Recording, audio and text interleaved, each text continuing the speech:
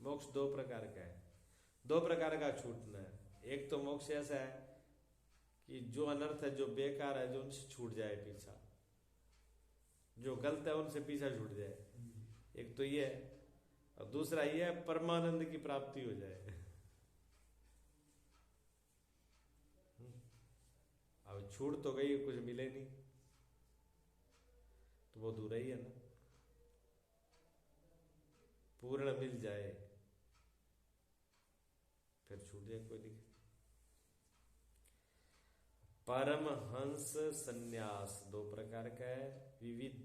विविधि संन्यास जिज्ञासु के ज्ञान प्राप्ति अर्थ किया जो संन्यास है सो विविदिशा संन्यास है। एक तो संन्यास इसलिए लिया जाता है कि सिर्फ ज्ञान हो जाए, ज्ञान की प्राप्ति हो जाए, एक तो ये संन्यास लिया जाता है। और दूसरा कहते हैं विद्वान संन्यास, दूसरे प्रकार का संन्यास कहते हैं श्री ज्ञानी ज्ञान के अनंतर, ज्ञान के बाद भी वासना क्षय, मनोनाश और तत्व ज्ञानाभ्यास द्वारा जीवन मुक्त के विलक्षण आनंद अर्थ किया जो संन्यास है सो विद्वत संन्यास है। दूसरे नंबर, एक में तो सिर्फ इतना ही लक्ष्य है ज्ञान हो जाए, एक तो यह संन्यास है। दूसरे में क्या कहा कि ज्ञान के बाद भी सारी वासनाओं का, सारा मन का पूरा नाश हो जाए, कोई चीज बचे नहीं, ठीक है। और तत्व ज्ञान के अभ्यास द्वारा इतना अभ्यास तत्व ज्ञान का कि जीवन मुक्त अवस्था में परमानंद की अवस्था पहुंच जाए। ये भी परमानंद की अवस्था, सिर्फ दुखों को छूट जाना, अंधकार का छूट जाना, एक अर्थ है। भय आ रहा है अंधकार से परेशान है, अंधकार से परेशान है, लाइट जला दी, अब अंधकार तो दूर हो गया, ठीक है। सिर्फ अंधकार दूर हो गया, लेकिन अंधकार दूर करके हम कुछ करना भी तो चाह रहे हैं। करना क्या चाह रहे हैं? कोई काम कर रहे हैं, कोई चीज बना रहे हैं, कोई वस्तु बना रहे हैं, या पढ़ाई कर रहे हैं। तो अंधकार तो प्रकाश से दूर हो गया, लेकिन अंधकार के दूर होते ही क्या हम विद्वान पढ़ लिए? जहां जो हमने कार्य करना था वो कर लिया? नहीं कर पाए। तो अंधकार तो दूर हो जाए, पर जिस चीज को हमें प्राप्त करना वो तो मिल जाए। दो फायदे, तो परमानंद की प्राप्ति, दुख की निवृत्ति, ये तो है। एक तो दुख की निवृत्ति हुई प्रकार से, दूसरा क्या हुआ? परमानंद की प्राप्ति। दो निश्चय मोक्ष, दो प्रकार मोक्ष के ये दो लक्षण है। कोई दुख रहा नहीं, कोई दुख नहीं रहा तो कुछ बचा कहते बस परमानंद है, कुछ नहीं, खजाना भर गया। तो ये निश्चय हुआ संन्यास। तो जो दूसरे प्रकार का संन्यास है वो ऐसा है। प्रपंच भी दो प्रकार का है, एक बाह्य प्रपंच, एक अंतर प्रपंच। प्रपंच दो प्रकार का है। एक तो बाह्य प्रपंच है जो हमको दिख रहा है, जितने भी दुनियादारी है, रिश्ते नाते, अच्छा बुरा, रूप रंग, बहुरूपी दुनिया, ये प्रपंच ही है सब। पांच भूतों से बना है प्रपंच, पांच भूतों से बना हुआ है। ये सब पांच भूतों से है, जो भी वस्तु है पांच भूतों की है, और पांच भूतों से मिलकर के सब खेल चल रहा है। लेकिन एक तो बाहर चल रहा है, ये तो बाहर वाला शायद हमारे लिए नुकसानदायक हो न हो, फायदेमंद हो न हो। कोई जरूरी नहीं कि बाहर का हर प्रपंच हमारे फायदे का ही है और बाहर वाला हर प्रपंच हमारे नुकसानदायक ही है, ऐसा तो नहीं है। बाहर बहुत सी घटना हो रही है, वो जरूरी तो नहीं कि सब हमारे लिए फायदेमंद ही है, नुकसानदायक भी हो सकती है। और बहुत सी घटना ऐसी है, जरूरी नहीं कि वो फायदेमंद ही हो, नुकसानदायक। दोनों में कैसे हो, फायदेमंद भी हो सकती है, नुकसानदायक भी हो सकती है, और जरूरी नहीं है। लेकिन एक अंतरंग प्रपंच है। अब अंदर वाले प्रपंच से दूसरों को कोई फर्क नहीं पड़ता, बाहर वाले प्रपंच से तो दूसरों को फर्क पड़ेगा, हमको ही पड़ सकता है, ना पड़े। लेकिन जो अंतरंग प्रपंच है, अपने अंदर ही जो रच लिया हमने, अंदर ही हमने राग बना लिया, अंदर ही हमने द्वेष बना लिया, अंदर से हमने मित्रता बना ली, अंदर से हमने दुश्मनी बना ली, अंदर से हम मनोराज्य पैदा कर लिया, अंदर से हम अपने मन के अंदर से एक चिल्ली की तरह पूरी कल्पना बना के आज ये किया, पहले ये किया था, अब ये किया, अब ये करेंगे, आगे ये करेंगे, भविष्य ये करेंगे, ये बनाएंगे, फिर उसके बाद ये बनाएंगे। पूरी सृष्टि जो अंदर रच रखी है वो बहुत खतरनाक है। तो एक तो बाहर की सृष्टि है और एक अंदर की सृष्टि है, सृष्टि दो है। बाहर वाली सृष्टि कभी भी बांधती नहीं है, बात ध्यान रखो। बाहर की सृष्टि ने कभी किसी को बांधा है ही नहीं। बांधने की मूल जो बांधने का कारण है तो वो तो अंदर वाली सृष्टि है। बाहर की सृष्टि क्या पकड़ के रखेगी बताओ?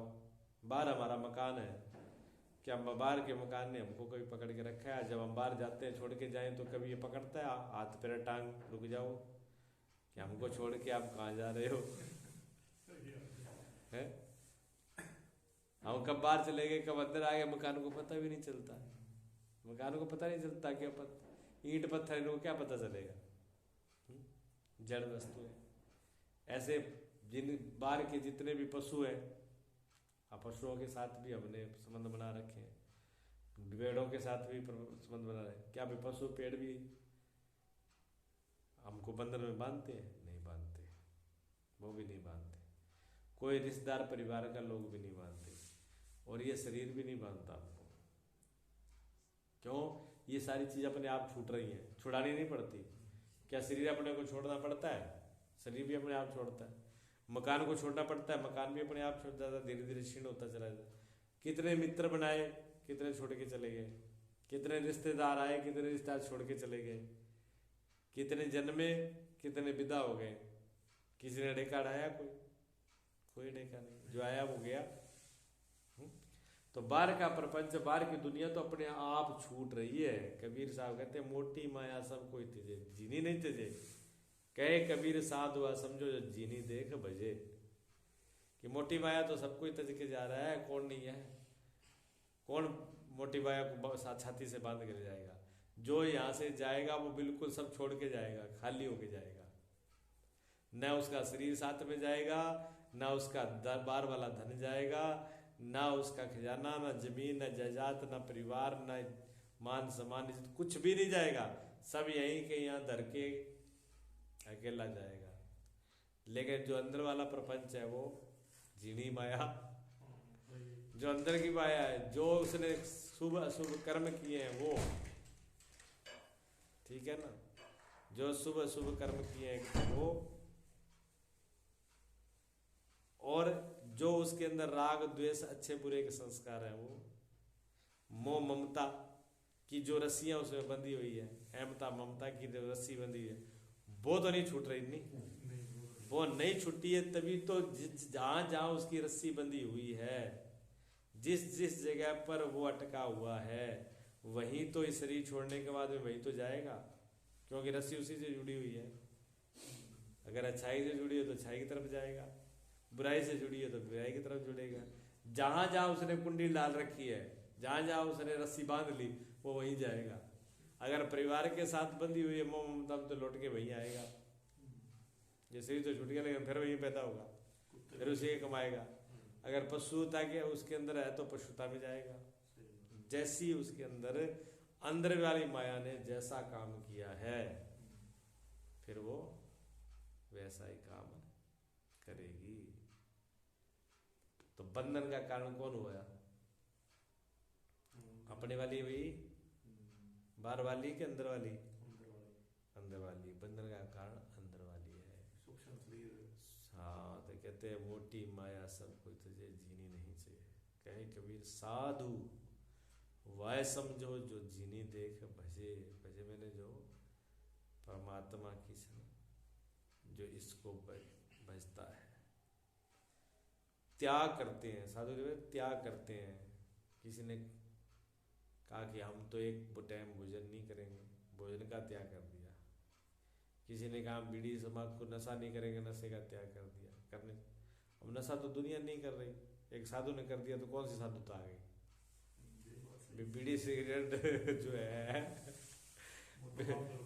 कोई पशु, कोई पेड़ पौधा, कोई भी बीड़ी सिगरेट नहीं ले रहा, कोई नशा नहीं ले रहा है। और उतना ही काम एक साधु ने किया, एक भक्त ने किया, और वो कहता है जी मैं तो नशा नहीं करता हूँ, दारू नहीं पीता हूँ, मैं ये नहीं करता हूँ। तो तुमने कौन से बड़े काम कर दिए? इतना काम तो पशु ही कर रहा है, उतना तू कर रहा है, इतने से कौन सी बड़ी बात हो गई? साडा गुरु बहुत बड़ा है, जानते ही शराब चढ़ा देता है। बताओ, अब वो इतना महान हो गया कि शराब चढ़ा दी, पता नहीं वो ईश्वर से बड़ा हो गया। बीड़ी कहते हैं तम्बाकू, जिससे तम्बाकू बनती है, तम्बाकू का खेत होता है ना, उसमें गधा भी नहीं चढ़ता, उसको गधा भी उसको खाता नहीं, और पक्षी तो छोड़ो, आदमी चढ़ सकता है बस, और किसी के बस का काम नहीं है। तो ये नशा, ये बार के नशा नहीं करना।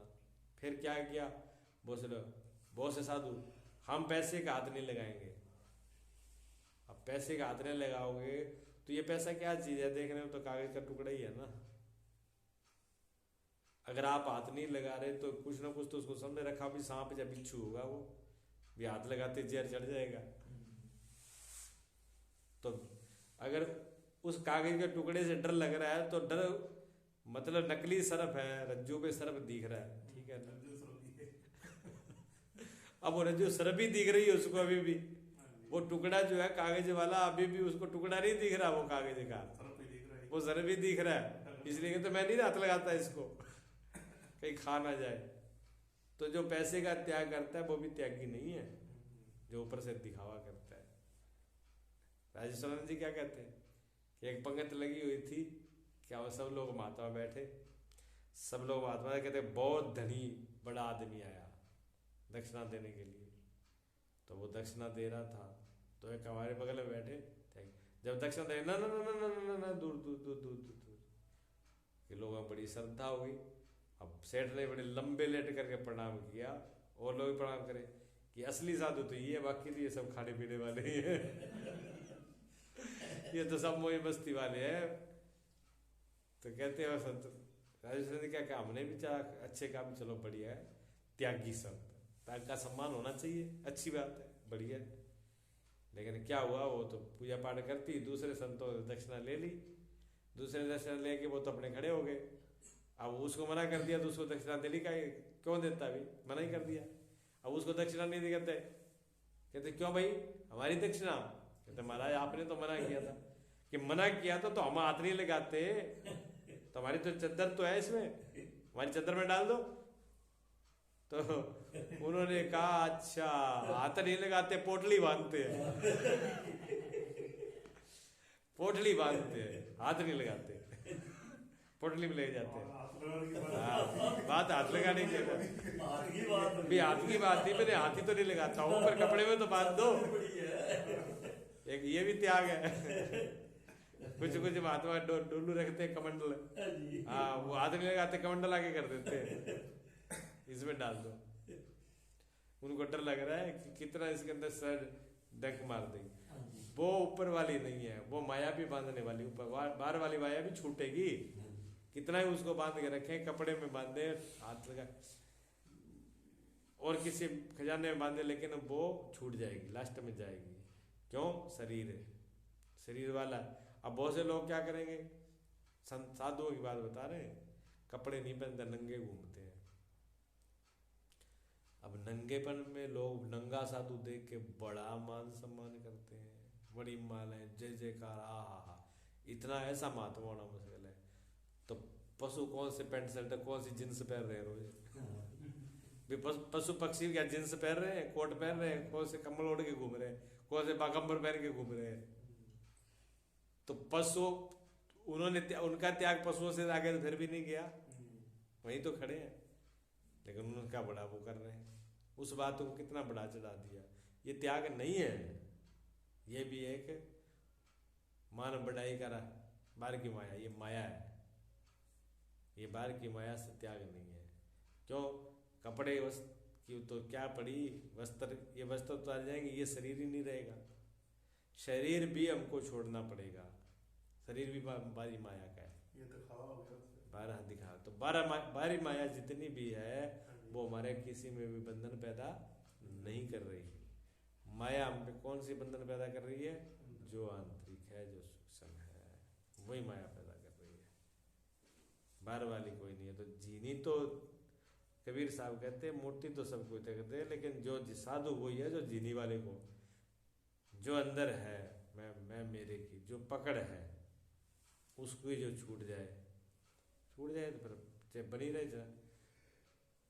जिस मिठाई से आपका अंदर से त्याग ही हो गया, आप चाहे उसके बैठे रहो, आपके आगे पीछे पड़ी रहे मिठाई, क्या फर्क पड़ता है?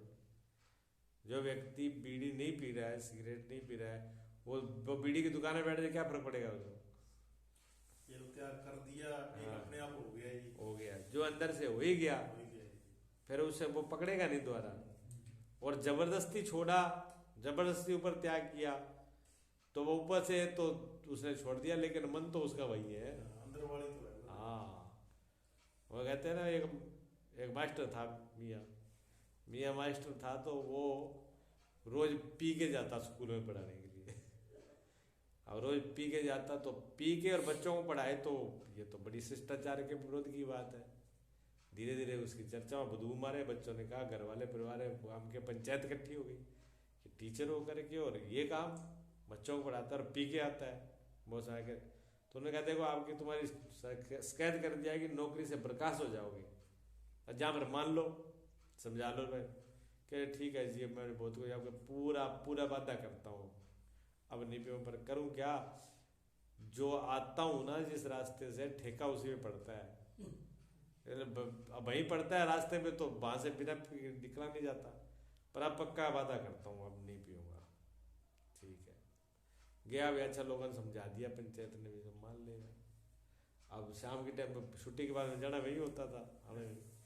अब गया, उसने कहा ले भी मुल्ला आ रहा है ठेका पास में, और तू मर्द का बच्चा है तो पूरा हिम्मत करके, अब रुकना नहीं, यहाँ से जैसे निकलना है अभी, पूरा अभी हिम्मत साध के निकला। अब बस में आते पैर तो इधर उधर होने लगे, पर वो निकल गया, ठेका पार कर गया। ठेका पार करके कोई 8-10 कदम ही चला था आगे, उसने कहा वाह, अपने आप को ही शाबाश दी, ये हुआ ना मर्द का बच्चा, इसको कहते हैं मर्द। पार बुला दी, चल इसी खुशी में अब तेरे को 2 बोतल पिलाऊंगा। वहां से वापस आके फिर 2 बोतल पी। ये है भाई, ये अंदर वाली माया ऐसी है जो लिया करके वही खड़ा कर दे। अंदर की रस्सी मजबूत है, वो आदमी को रोकती है, बाहर की रस्सी नहीं रोकती। बाहर की बंधन नहीं, बंधन सारे अंदर के हैं। तो ये प्रपंच 2 प्रकार का है, एक बाया है, एक अंदर है। बाया प्रपंच में कोई विघन नहीं है, अंदर वाला प्रपंच खतरनाक है। प्रज्ञा भी 2 प्रकार की है, स्थिर प्रज्ञा और अस्थिर प्रज्ञा। प्रज्ञा 2 प्रकार की है। प्रज्ञा कहते हैं ज्ञान को ज्योत, एक तो स्थिर, एक बार जो अनुभव है वो वैसा अडिग का अडिग है, और एक अभी है ज्ञान, थोड़ी देर में भूल गए। ऐसे जो ज्ञान है वो अस्थिर होते हैं। लक्षण 2 प्रकार के हैं, स्वरूप लक्षण सदा विद्यमान हुआ, व्यावर्तक लक्षण। एक तो वो लक्षण है जो स्वरूप का लक्षण है, सदा विद्यमान है, ठीक है ना। स्वरूप, जैसे स्वरूप का लक्षण कैसे, जैसे आपके शरीर का जो कलर है, जैसा ईश्वर ने दे दिया, प्रकृति ने दिया, वो तो स्वरूप का ही हुआ ना, तो वो तो जैसा है वैसा ही रहेगा हमेशा। और ऊपर से थोप दिया जाए तो वो कितनी देर रहेगा, वो तो धुल ही जाएगा। तो एक तो स्वरूप का लक्षण है, आत्मा का लक्षण है, जो है वो ऐसा सदा विद्यमान रहता है। एक तटस्थ लक्षण है, कदाचित व्यवहार का लक्षण है। कभी कभी व्यवहार में लक्षण आते हैं, कभी कभी बीच में, कभी कभी व्यवहार करते हैं तो उसमें लक्षण आ जाते हैं, वैसे हमेशा लक्षण उसमें रहते नहीं है। उसको कहते हैं तटस्थ लक्षण। कहते हैं अवान्तर वाक्य है। वाक्य भी 2 प्रकार के, ये तो लक्षण हुए। और वाक्य कहते हैं कि वाक्य भी 2 प्रकार के, कौन से? एक अवान्तर वाक्य है, एक महावाक्य है। महावाक्य तो सीधा तत्वमसि आती, डायरेक्ट सीधा ज्ञान कराना इधर। और अवान्तर मैंने घुमा करके बोलना उसी बात को पूरे प्राण से। तो अवान्तर ये भी से आ चुके हैं पीछे। हाँ, अवान्तर और महावाक्य। इसी प्रकार वाद भी दो प्रकार के हैं। वाद दो प्रकार के, उसमें प्रतिबिंबवाद और अवच्छेदवाद। प्रतिबिंबवाद जैसे वाद चलता ना, एक बिंब है एक प्रतिबिंब है, यानी परमात्मा बिंब है और ईश्वर जी उसके प्रतिबिंब है। ये वाद चलता ना ऐसे। हाँ, ऐसे वाद दो प्रकार के हैं। एक अवच्छेदवाद, छेदवाद। अवच्छेदवाद जिसका छेदन नहीं किया जा सकता, अलग नहीं किया जा सकता। और विपरीत भावना। भावना भी दो प्रकार की है। विपरीत भावना कौन सी? प्रमाणगत विपरीत भावना और प्रमेयगत। ये तो प्रमाण में विपरीत भावना होना कि नहीं ये तो उल्टा है, शास्त्र में लिखा है ये बात हो ही नहीं, इससे अलग करना। एक प्रमेय, प्रमेय ने परमात्मा जगत, जगत में परमात्मा, परमात्मा में जगत, यानी ईश्वर में भी, इष्ट में भी, ब्रह्म में भी जो विपरीत भावना है, तो ये प्रमेयगत हो गई। शब्द दो प्रकार के हैं। पहले क्या बोला था? पहले तो वाक्य बोले थे। वाक्य में तो पूरा सब, वाक्य में और शब्द में क्या अंतर होता है? वाक्य तो पूरा का पूरा होता है और शब्द एक ही होता है। शब्द में एक ही होता है, जैसे का शब्द, का हमें वाक्य पूरी लाइन। ठीक है, उनमें इतना फर्क है। तो कहते हैं शब्द दो प्रकार के हैं। एक शब्द कौन सा है? वर्ण रूप शब्द। वर्ण रूप, वर्ण में क्या आ गए? वर्णमाला, ABC, का, खा, गा, उड़ाड़ा, इड़ी, अलबेटे, जो भी है, ये एक ही शब्द है ना। दूसरा क्या हो गया? ध्वनि रूप, धुन होती है, वो भी तो शब्द ही है। धुनें भी तो अलग होती है, अलग अलग होती है। तो ये शब्द दो प्रकार के हैं। शब्द संगीत, शक्ति वृत्ति और लक्षणा वृत्ति। शब्द संगति दो प्रकार की है, एक शक्ति वृत्ति वाली और एक लक्षणा वृत्ति वाली। ये भी पीछे प्रसंग हो चुका है। संपत्ति दो प्रकार की है। संपत्ति दो प्रकार की है, गीता पढ़ी है ना? कौन कौन सी है? देवी और असुरी। ठीक है, आगे याद ये चीजें ही है। हाँ, देवी संपत्ति और असुरी संपत्ति दो प्रकार की है। देवी संपत्ति में क्या क्या आ जाते हैं? जो दिव्य गुण है, जो दिव्यता है वो सब आ जाती है। असुरी में जो असुर है, दिव्यता में जैसे श्रद्धा, दया, संतोष, विवेक, क्षमा, शीलता, सारी चीजें आ जाती हैं। संपत्ति है 16वें अध्याय में, 16वें अध्याय में शुरू में श्लोक ये बताई हुई है।